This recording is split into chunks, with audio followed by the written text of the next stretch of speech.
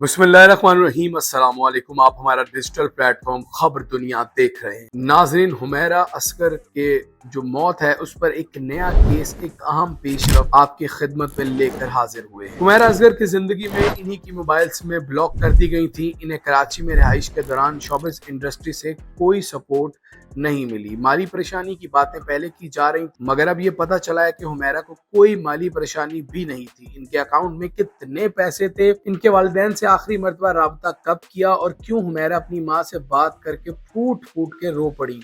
आज की वीडियो में हम आपको ये और इसके अलावा मजीद हकाइक से आगाह करेंगे। नाज़रीन, हुमैरा असगर की मौत की तहकीकात की बात सबसे पहले करते हैं, जिसमें हुमैरा के बिल्डिंग इंतजामिया, चौकीदार और साबिका घरेलू मुलाजमा को शामिल तफ्तीश किया गया है और मुलाजमा का कहना है कि वो गुज़िश्ता साल ही नौकरी छोड़कर जा चुकी थी। तफ्तीशी हुकाम ने बताया था कि लगता है कि हुमैरा असगर माली तौर पर परेशान थी। उन्होंने सितंबर में आखिरी कमर्शियल शूट किया था और काम के सिलसिले में लोगों से राबते में रहती थी, मगर बैंक अकाउंट्स की नई आने वाली तफसीलात के मुताबिक हुमैरा असगर के जेरे इस्तेमाल निजी बैंक में करंट अकाउंट था।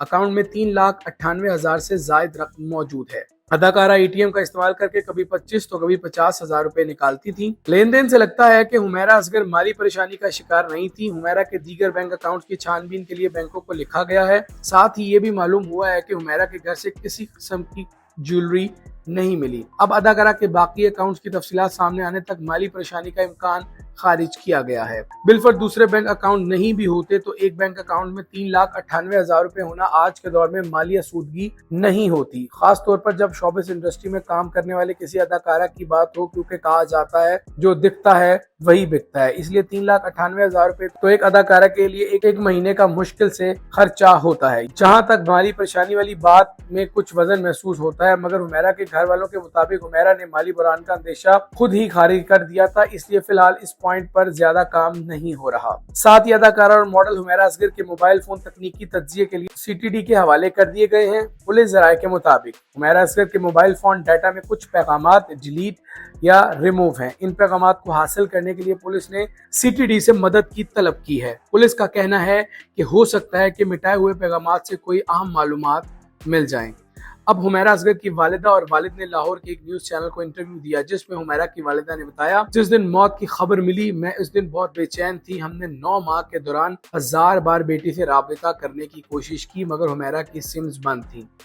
मैं रोजाना रो रो कर अपनी बेटी को याद करती थी और अपने शोहर से इस बात का इजहार करती थी कि बेटी की याद आती है और राबता भी नहीं हो पा रहा। आखिरी मरतबा राब्ते से मुतालिक उनका कहना था कि मेरी अपनी बेटी से आखिरी बार राब्ता 2024 के सितंबर में हुआ था। 2024 की ईद पर हुमैरा लाहौर आई थी। 2025 की 2 ईदें गुजर गई। हम इसके फोन का इंतजार करते रहे, मगर फोन नहीं आया। हुमैरा हर 2 माह बाद आती थी, मगर ईद पर लाजमी आती थी। हुमैरा के वालिद ने बेटी से तमाम इख्तलाफात की तरदीद की और कहा, बेटियां सभी को प्यारी होती हैं। मेरे 4 बच्चे हैं। हुमैरा सबसे छोटी बेटी थी। हमें रात 10-11 बजे के करीब रिश्तेदारों ने कॉल करके हुमैरा की मौत की खबर दी थी। बाद हमने खबर की तस्दीक की थी।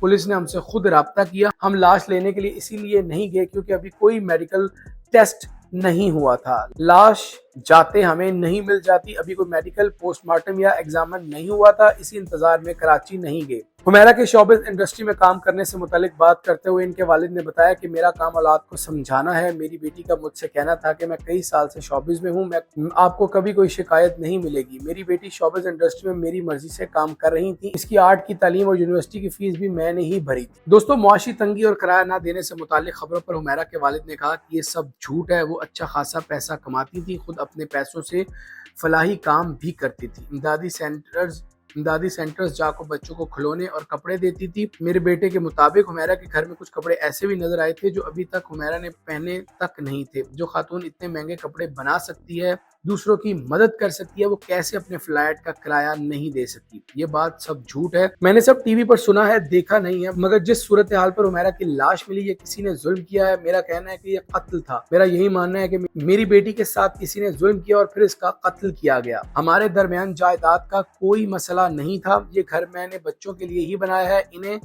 नहीं देना तो फिर किसको देना है? नाज़रीन, हुमैरा के वालिदैन की अब तक की गुफ्तगू से ये तासुर टूटा है कि हुमैरा असगर को माली तंगी नहीं थी। वो जितना कमाती थी इसमें खुश थी।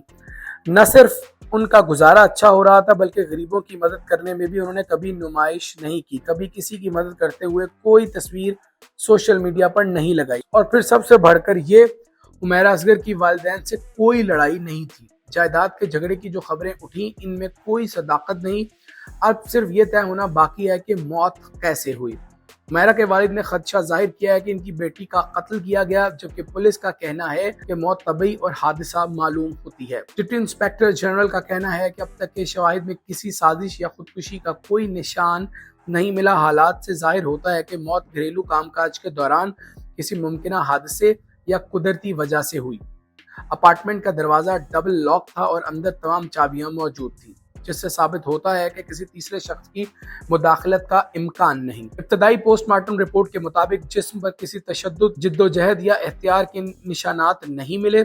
کسی نے اس کے بعد معاملے کو زیادہ نہیں اٹھایا کیونکہ یہ سمجھا گیا کہ حمیرہ اصغر شہر سے باہر ہیں۔ حمیرہ اکثر طویل غیر حاضری کی عادی تھی اور مالک مکان نے پہلے ہی ان کے خلاف بے دخلی کا مقدمہ دائر کر رکھا تھا، اس لیے ذاتی طور پر رابطہ کرنے سے گریز کیا۔ پولیس کا کہنا ہے کہ مزید تحقیقات تب تک جاری رہیں گی جب تک حمیرہ اصغر کے اہل خانہ کی تسلی نہیں ہو جاتی۔ ناظرین، اب تک کی تفصیلات سے ہم نے آپ کو اس ویڈیو میں آگاہ کیا ہے۔ آئندہ بھی جو اپڈیٹس ہوں گی وہ مسلسل آپ کے لیے لے کر حاضر ہوتے رہیں۔ جاتے جاتے یہ بات پھر کہنا چاہتے ہیں کہ اپنے گھر والوں، دوستوں، عزیزوں اور رشتہ داروں کے ساتھ لازمی رابطے میں رہیں۔ جیسا حمیرہ اصغر کے ساتھ ہوا، ہمیں اس معاشرے کو بدل کر اتنا بے حس ہونے سے روکنا ہے۔